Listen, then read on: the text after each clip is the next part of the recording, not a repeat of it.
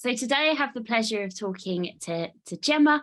Gemma, would you like to introduce yourself and your business to everybody? Hi, so I'm Gemma Shaw. I'm Managing Director of Inside Out Events. We design and build exhibition stands all over the UK and into mainland Europe, probably not as much in Europe these days. We're based in Redditch, which is in the Midlands. But obviously, yeah, cover UK and Europe. Oh, amazing. How long have you been doing it for? So I've been doing it myself for, well, I've been in the business for 6 years now, but really probably my whole life, because prior to me taking over, it was my dad's business. So I was doing bits in like university holidays and stuff like that. I never really actually wanted to go into events myself, wanted to carve my own path, which I did for a short time after uni and had my own recruitment business and things like that. Got bored of that and was like, can I join? Can I do something with, because my dad had actually purchased Inside Out as a separate business to another business that he has, and he wasn't really doing anything with it. So it was lay dormant for a couple of years. So I was like, well, can I come in and see if I can do anything with that business, get it up and running, get it moving? So I did. And then within the first year, grew the business by 200%. Amazing. Well done. So yeah, I just continued to sort of run the inside out side of things. And my dad used to run his side of the business, which was more, so Inside Out initially did like the sort of the sales and marketing side of things and all the customer communication, and we did the design and all that kind of stuff. And then when it come to the customer confirming and it needing to go into the workshop to be built, that's where my dad's other business would take over, and then he would take the drawings, put it in the workshop, and they would essentially build the stand. So we worked together like that, and then he had his own other customers as well. So I was essentially a customer to his business. But the pandemic sort of put a bit of a stop to all of that. Unfortunately, we had to close down his side of the business, and but luckily restarting it since last year, I've managed to take over all of those customers that were with his other business and bring them to Inside Out. So we still offer the same service essentially, but everything's all under one roof rather than going between sales and marketing Inside Out and being sent to the workshop. The workshop's here and everything's done from here. So do all the sales and marketing from here, customer liaison. The workshop's next to me now, and once I've got the designs confirmed, I'll then prepare all the drawings and pass it on to the guys in the workshop, and then, you know, part of my role managing staff and all that kind of stuff as well. No, mate, it sounds so interesting, and it seamlessly links to the next question. And the next question was around COVID and what business changes was there any business changes that you'd considered before COVID, but then COVID made them a necessity? Yeah, so for quite a while before COVID hit, I was saying to my dad, I think that we should be downsizing the business to an extent and like reducing the amount of staff and just doing lots of direct work, because we were doing a fair bit of contract work before as well, because the profit margin for doing it that way would be the same as we were busy fools. Essentially, we work like some of the lads sometimes working 80-hour weeks, and it just, you know, it was tiring, but it was hard to kind of sort of make that transition to sort of start saying no to customers. And then the thought of like getting rid of stuff as well wasn't nice, because we're still a relatively small team of 13, 14 of us at that time. And so everyone was, you know, very close knit. But then the pandemic hit it and meant that some people automatically actually just went and got other jobs anyway because they were uncertain about the industry restarting. Yeah. And then my dad and stepmom, who were a big part in the business at the time, had actually purchased a holiday park in Cornwall a couple of years before. Their long-term plan wasn't actually to ever officially move there. They were just going to go there in the summer holidays, but with the pandemic hit and they ended up going down there, not coming back. And then with like people leaving the business and stuff as well, it's sort of like pushed us into a position where me taking over became a necessity, and sort of downsizing with less staff and taking on the more profitable jobs became a necessity as well. Yeah. So things sort of, the pandemic was bad for us, but it was also good for us in a way, because it enabled us to sort of like re-establish the business in a, I suppose, more profitable way. No, it makes perfect sense. And you mentioned at the beginning about working within Europe. Has Brexit hit you and affected the business at all? Yeah, so I didn't know how much detail you wanted me to go in with that, but so a massive challenge for us with coming back last year. Obviously, we've been out of the game for 18 months. So like coming back to exhibitions was going to be a challenge, as it was, you know, starting with a new team and trying with a new way of working with less people, just myself in the office now. There used to be 4 of us, so that was always going to be hard. So I'm thinking about all these issues of, you know, managing staff on my own and completely taking over a business, and alongside that, prices of everything was going up. So I'm really focused on that. But then when it comes to working in Europe, what I hadn't realised is that Brexit had happened amongst all that time as well. So it wasn't just easy for us to drive an exhibition stand into Europe anymore. We needed, you know, to get travel documents like ATA carnets and things like that.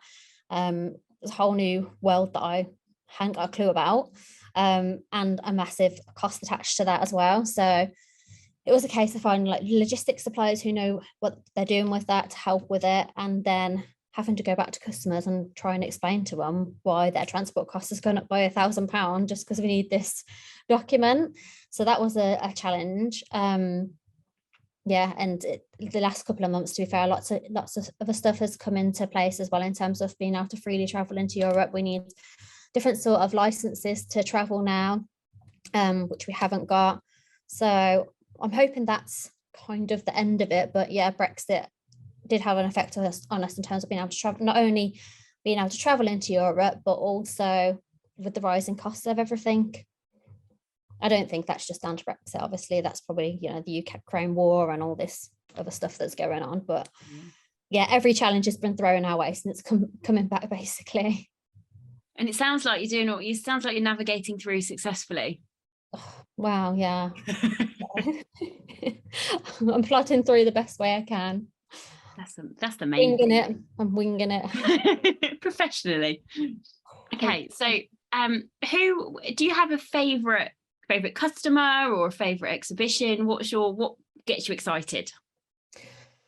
So I don't really like to pick favorites.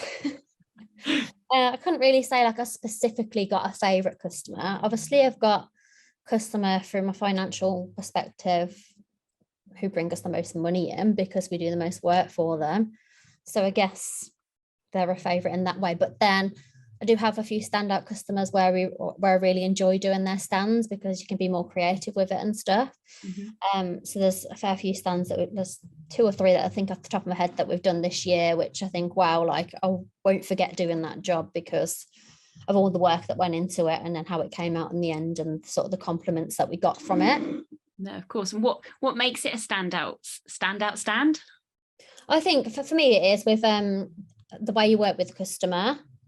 So if you've got a customer who's like quite easygoing and, you know, you can build like more of like a friendly relationship with, and they allow you to be a bit more like free with the creative vision of it all, that sort of stands out to me. That's what makes it stand out to me. And then if there's some sort of like unique parts of the stand that you don't usually see on a lot of stands, like for example, one of the stands we did has like a huge like hanging feature on it, which we made into look like a Hollywood sign.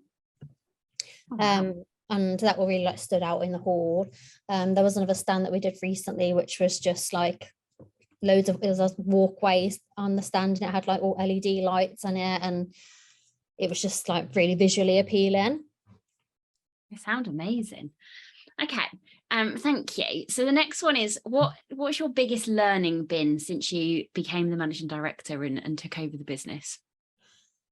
Probably never to get complacent and ensure that I'm consistently staying up to date with what's going on, not only in the industry but also from an economic perspective.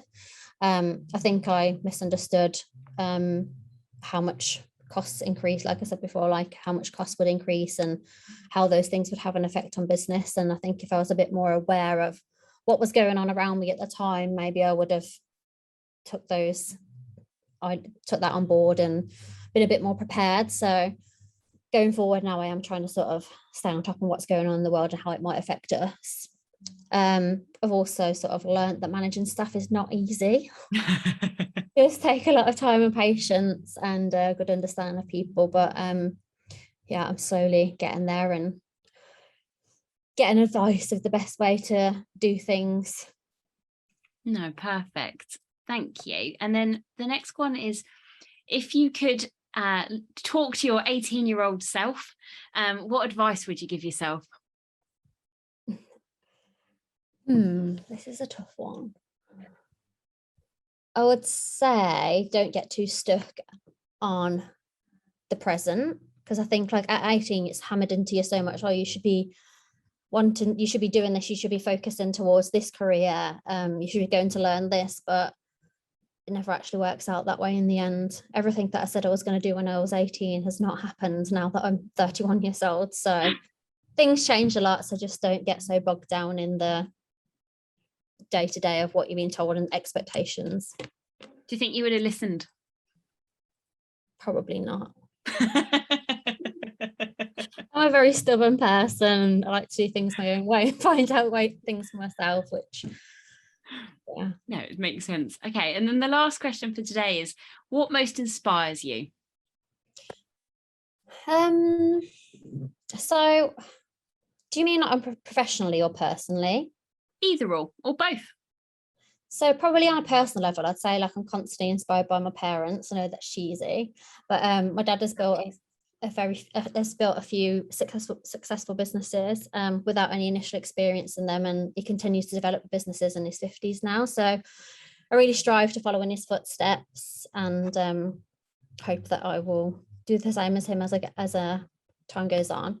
And equally, like watching my mom bounce back from divorce and stuff like that, and she like grew her own career like later in life, like she sort of got her on her own feet sort of in her late 40s and now into her 50s, and I think that's quite inspirational to see, and hope that I would have that sort of strength through tough times as well. No, how amazing. That's great. Inspiring people it's always good to be around them. So what great answer. Well, Gemma, that wraps up the interview. Great job.